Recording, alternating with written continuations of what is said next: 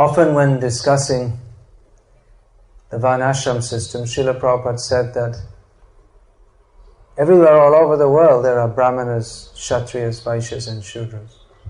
That always in human society there is an intellectual class, an administrative class, a productive class and a laboring class. So you may ask then, why was Srila Prabhupada anxious to introduce varnashram if already these divisions are there? We get a clue from this verse that here it is stated, Brahma created all these in systematic order. That these classes of people are there in human society, but not in a systematic way.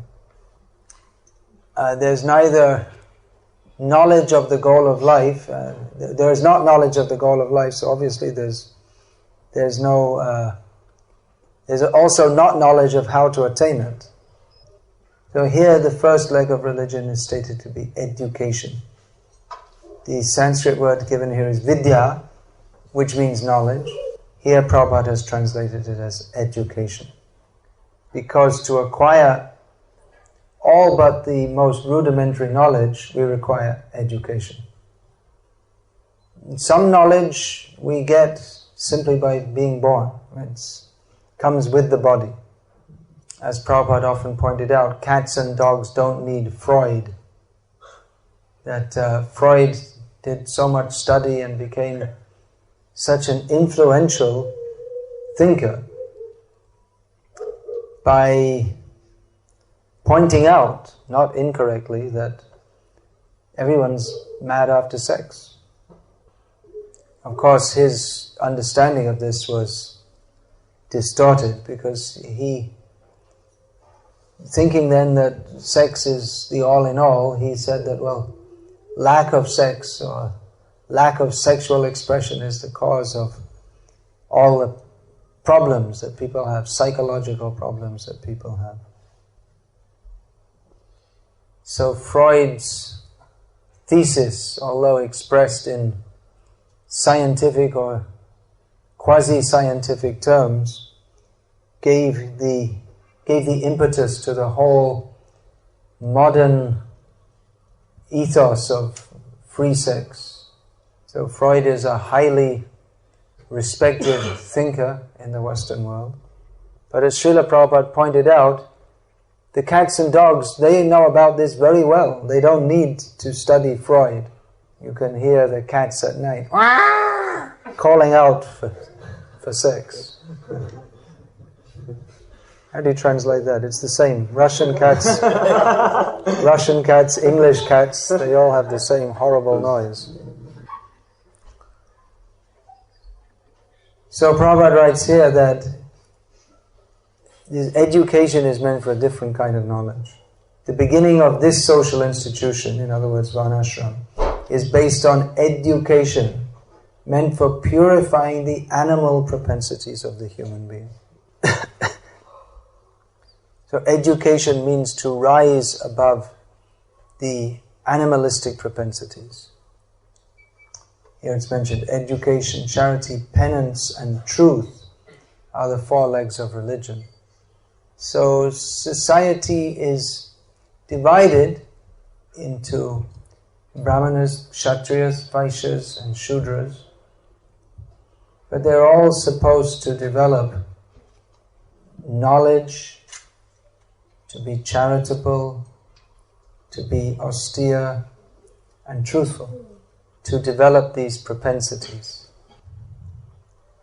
Here these terms, education, charity, penance and truth, they're in the broadest terms they're being mentioned.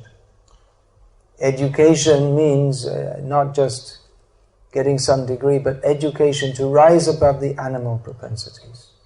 So that doesn't just mean formal education, but throughout life, education should go on. We should always be learning. There's always more to learn. Always trying to improve ourselves. Here, charity, the word is dhanam. Dhanam means giving. So it means not only the formal act of giving charity, When one goes to a holy place, one gives charity to the brahmanas. On the occasion of the birthday of a child, one gives charity. Generally, charity means given to the brahmanas, not to others. It's giving charities for because people have only one leg, or they only have half a brain.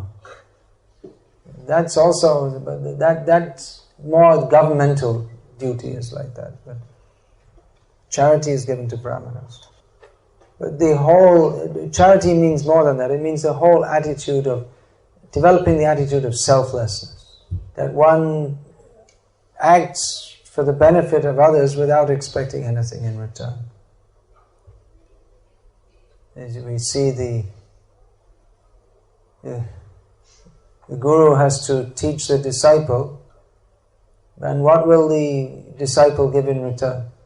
One cannot repay the debt to the guru for giving spiritual knowledge.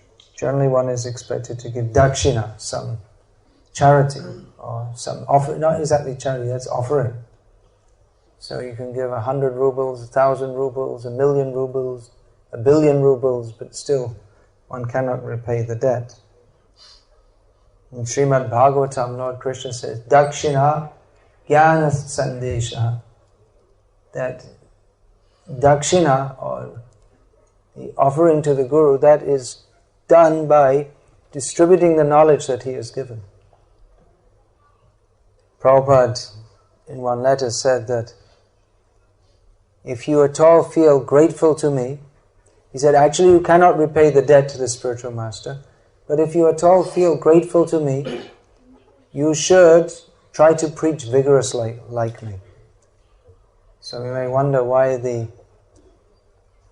sannyasis and leading devotees of this movement are traveling here and there, speaking knowledge of Krishna. So there may be various reasons offered out of compassion for the conditioned souls. Or a critical person may say, well, they just want name, fame and glory. But one major reason is to, as an offering to Srila Prabhupada, who has given us this knowledge, to distribute that. It's like the devotees, they're going out to distribute Srila Prabhupada's books. To some, that might look just like some kind of salesmanship. But devotees who are very deeply meditating on the mission of Srila Prabhupada, they see that this is an expression of love for Srila Prabhupada. Every book distributed is another bouquet of flowers offered at Srila Prabhupada's lotus feet. And maybe more pleasing to him than bouquets of flowers. Srila Prabhupada's, his own jnana sandesh, his own offering to his spiritual master, are these books. And he's giving the prasad offered to his spiritual master, distributing out of compassion to the conditioned souls. So the devotees who are distributing books, it might seem like they're in the mode of passion, they're not very advanced. But actually if they're meditating on how we are bringing the message of the acharyas given to us by Srila Prabhupada, we're bringing this to the conditioned souls, so they relish the very sweet exchange with Srila Prabhupada. So vidya, dhanam, tapaha, austerity, the whole tendency of the conditioned souls is to strive for sense gratification. The tendency of advanced human beings is to strive to curb the tendency for sense gratification. And satyam, truthfulness. You may say, well, the Kshatriyas, sometimes they lie, because in politics sometimes one may lie. The Vaishya may sometimes lie. For you, dear customer, I make no profit. Prabhupada gives this very example in purport to Bhagavad Gita. Sava ramba hidoshena. In every endeavor there's some kind of fault. Prabhupada, in his life prior to Well, in his householder life, he was a businessman. So we can deduce from this that in his business life, Prabhupada was quite familiar with all the techniques of business life and therefore made this comment. So, how is it that as a Kshatriya, Vaishya, how is the truthfulness upheld? Well, the varnashram system is a compromise. It's the best system of social organization. But it's a system for regulating imperfection. Prior to the institution of varnashram, there was only one jati, or there was only everyone was Paramahamsa, and there was no need of any division of society. Everyone was just living as rishis. They're all Paramahamsas. But even the lying of the Kshatriya, of course that's not every time, only in certain circumstances. And even the allowance for sense gratification of the householder, it's regulated. It's regulated according to the system that's stated here to be given by Lord Brahma. Of course, Lord Krishna says in Bhagavad Gita, Chatur Varnyam Maya Srishtam Guna Karma Vibhagashaha, that I am the creator of this division of four orders. So who is the creator? The architect or the contractor? Well, both are. But the contractor is dependent on the plan given by the architect. So even though the Kshatriya may lie, but that's in certain circumstances. But the whole system helps to bring us gradually towards the highest truth, who is Krishna. So it's the varnashram system. Prabhupada calls it here a social institution. Whereas in the modern world, there are intellectuals, military men, merchants, and laborers, but it's not systematic. There are also students, married persons, retired persons, and no sannyasis, and not systematic. There's no particular system, there's no particular goal. The goal is somehow or other to live, and then on top of that, whatever sense enjoyment you can enjoy. That's the bonus. The varnashram system is meant for gradual purification, gradually coming to Krishna consciousness. Now, when we take to Krishna consciousness, we do so coming from the background of the chaotic, unorganized society. And we read about the varnashram system in Prabhupada's books, but we don't really understand very much about it seems. Prabhupada writes here, and I'll repeat it again, this is going to be the third time, that the beginning of this social institution is based on education, meant for purifying the animal propensities of the human being. So this education is required. In our Krishna conscious movement at the present time, there has been for the last few years, the laudable attempt to give systematic education to its members. Education in the principles of Krishna consciousness. That's actually a very high level. Generally it's understood that when one studies Krishna consciousness, he's already transcended the level of sadharan dharma, or ordinary dharma, or the ordinary principles of varnashram dharma, or is ready to transcend that. So to transcend varnashram dharma, this is actually an extraordinarily high level. We don't understand this. We find Chaitanya Mahaprabhu is rejecting varnashram as it's just something ordinary and mundane. But actually coming from our animalistic background, varnashram is extremely high, very high platform. It's not that varnashram is totally useless. As Krishna says in Bhagavad Gita, he created this system. But it shows the greatness of the teachings of Chaitanya Mahaprabhu, that is even far beyond that of varnashram. So by Chaitanya, actually people in Kali Yuga are so fallen, they don't appreciate even this principles of varnashram. So it's the great mercy of Chaitanya Mahaprabhu that he takes people who are so fallen and takes them up to the standard even above that of varnashram. But then often devotees make the mistake of thinking that, well, we're already above and beyond all that. It's true that one who's fully fixed in Krishna consciousness doesn't have to follow the rules of varnashram. But if one is not fully fixed in Krishna consciousness, and doesn't understand the principles of varnashram, then he's likely to fall again into sinful life.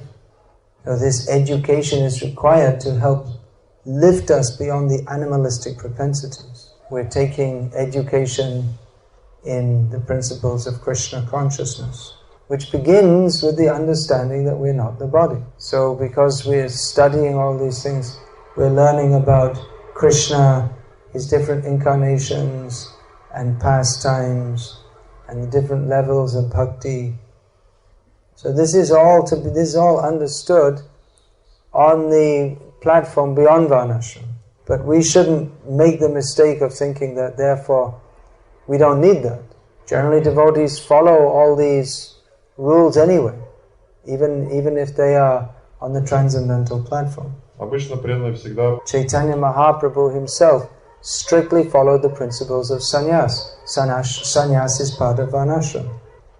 So varnashram is not intrinsically opposed to Krishna consciousness. Even for organizing varnashram society, the principles of varnashram are very useful.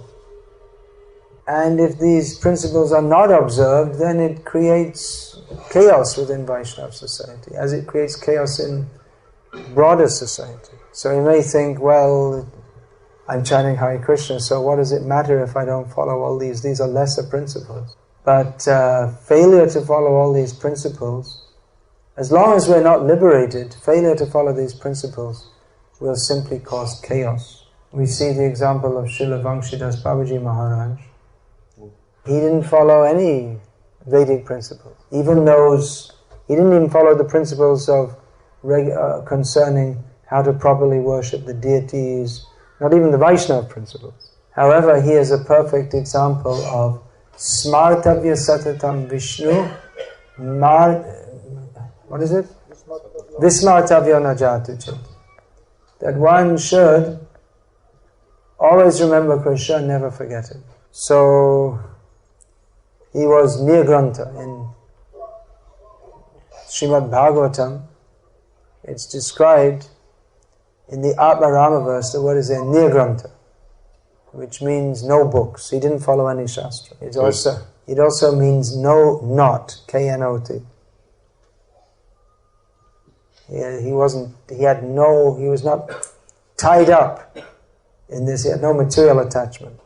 So when I was bringing out this book, some devotees were afraid that, this is very dangerous. People may want to try to imitate Vangshidas Babaji Maharaj.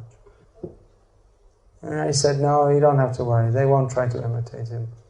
Not possible. Practically no eating, no sleeping, no passing stool or urine, no consideration of what time it is, whether it's day or night or any such thing.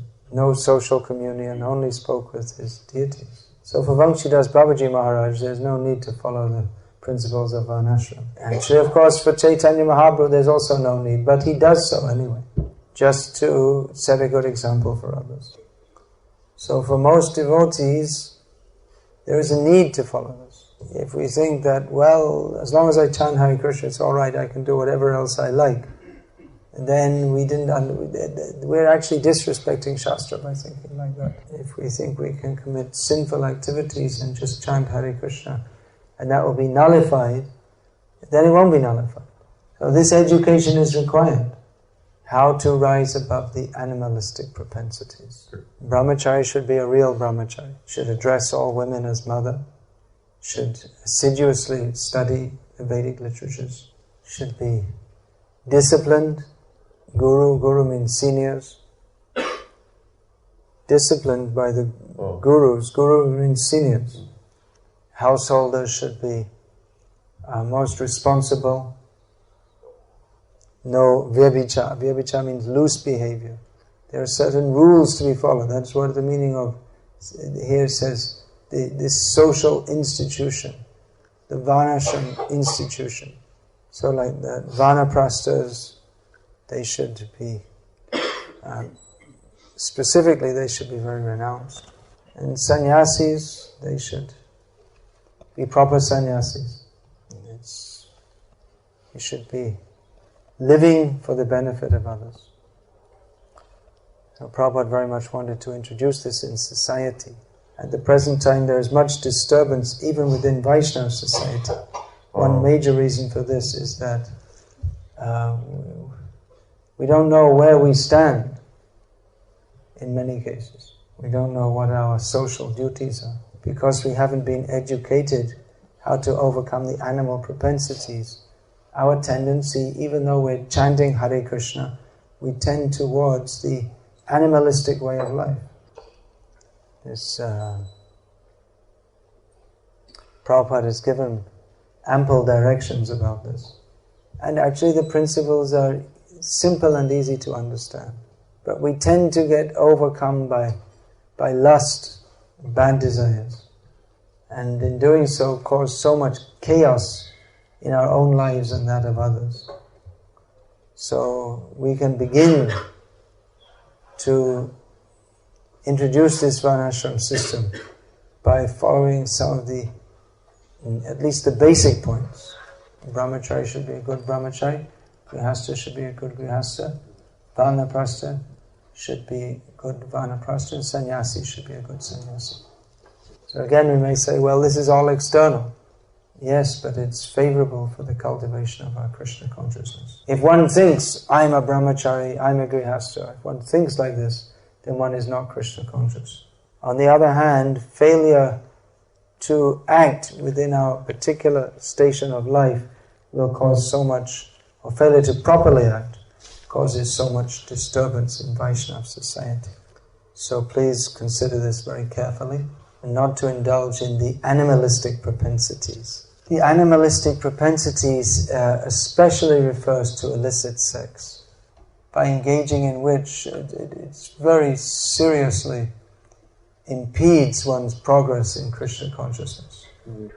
This is our disease. Prabhupada said this is the main, or he said this is the disease of the Western world. There's so much emphasizing on sex. Because people think the goal of life is to indulge in that as much as one desires. So we should learn higher values, how and on what basis Sita Devi married Lord Ram. Sita Devi married Lord Ram. They got married together. And why was she attracted to him? Why not Ravana? Ravana couldn't understand this. Why are you attached to that Ram? He's only a human being. I eat human beings. They're much inferior to me. I'm so strong, I'm so opulent. He's just a beggar living in the forest. I'm ruling over the city of gold. I just forget that Ram. So the average pretty young housewife of the modern age, they would be asita, not like Sita. They would say, yeah, okay, all right. Let's invite Ram for breakfast. Invite him to a breakfast engagement. And then when he comes, they ask, what's for breakfast? They say, you. Of course, Ravana couldn't overcome Lord Ram because he's not a human being, he's the Supreme Lord. But Sita Devi was fully attached to Lord Ram because of his divine qualities, even not thinking of him as the Supreme Lord. Apart from that, She was married to him, so where's the question? Even if she didn't have divine qualities of leaving him. One devotee was telling me there was one lady in Gujarat, and she was going in the villages and talking to some of the housewives through an interpreter, I guess. Gujarat in India. She was in Gujarat also. No, she was in America. So American human being or a Rakshasi or whatever, I don't know. she was not a devotee, just... No, definitely not. Yeah. Woman in India means married woman. It used to anyway, now they've become modern. But traditionally, a woman means married woman. So she was asking them about all the faults of their husbands. And saying, yeah, he's lazy and he treats me roughly and they're all looking. And she said to them, well, why don't you just divorce your husband? He said, no, God, what do you mean divorce? How can you do that? How could we think of that? He said, well, they're so bad. He said, yeah, well, anyway, it's our duty. It's by the arrangement of God we're married to him, so it's our duty to serve him. Probably listening to each other, they could find out that even if they dropped one and went to another, the other one wouldn't be any better anyway. So, a different way of looking at the world. This education is required. And how to live as human beings. Prabhupada's disciples came to him. He had to teach them things like how to wear a dhoti, how to clean up your backside after passing stool and take a bath. These are not the things that Guru teaches disciples. These are things taught by the parents in childhood. So while lifting people up to the highest transcendental platform, he was simultaneously teaching them how to live as human beings. So without that, then we're always in a very dangerous position. You can see that people,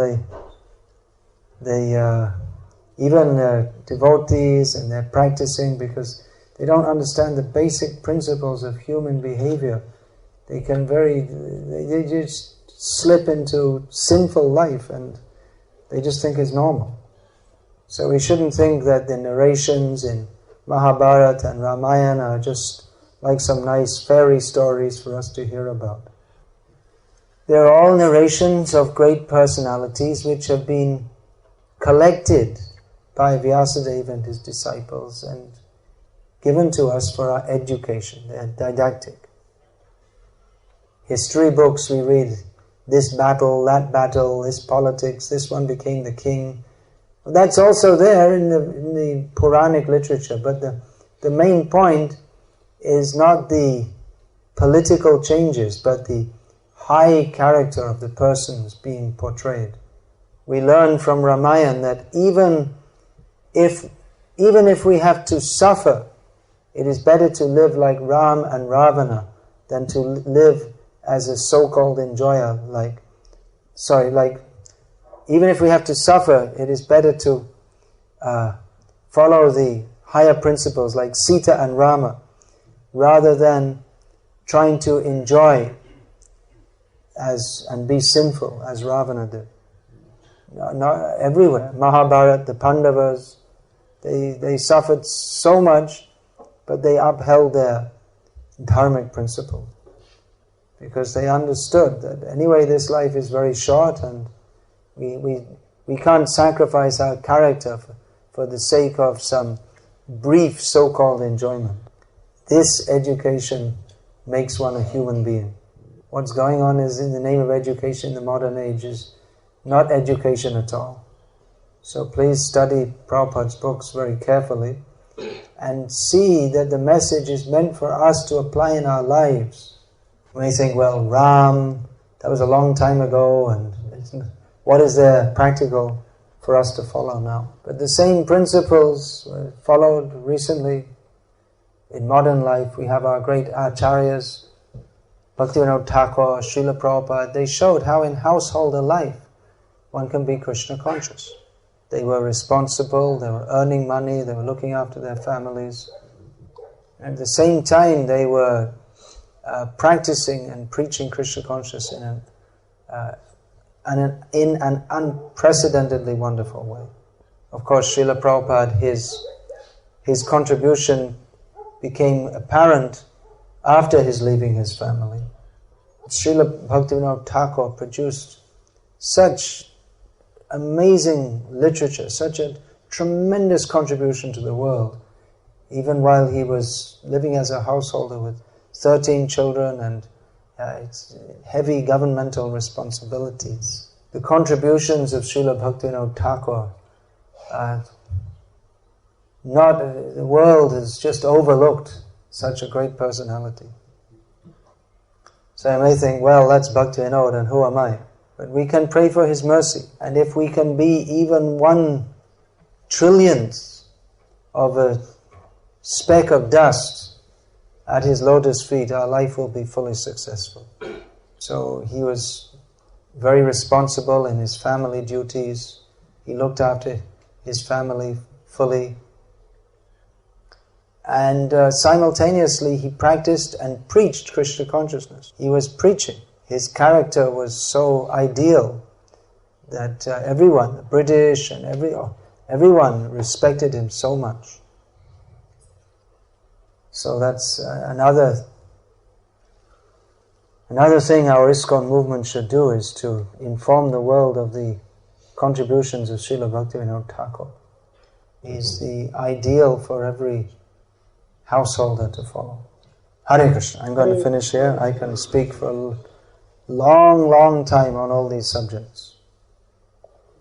But I think we should finish here. Others have to speak also. So, Hare Krishna. All glories to Srila Prabhupada. All glories to Srila Bhaktivinoda Thakur.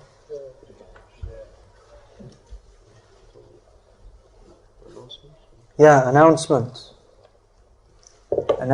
We have one householder couple from Ijevsk,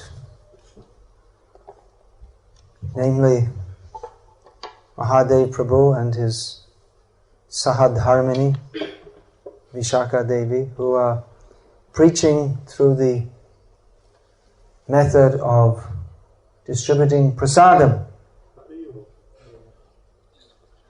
So they made a book they wanted me to announce, so I'm announcing. Milk Sweets for Krishna. Where's that book?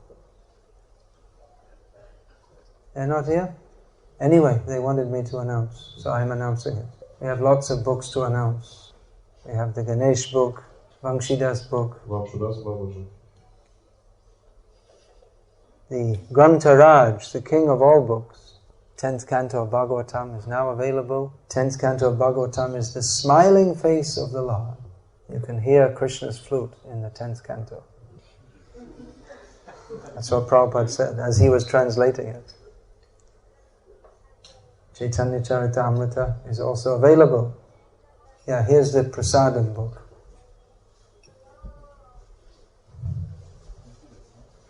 So at our programs, Prabhupada said, the people should leave with their stomachs full,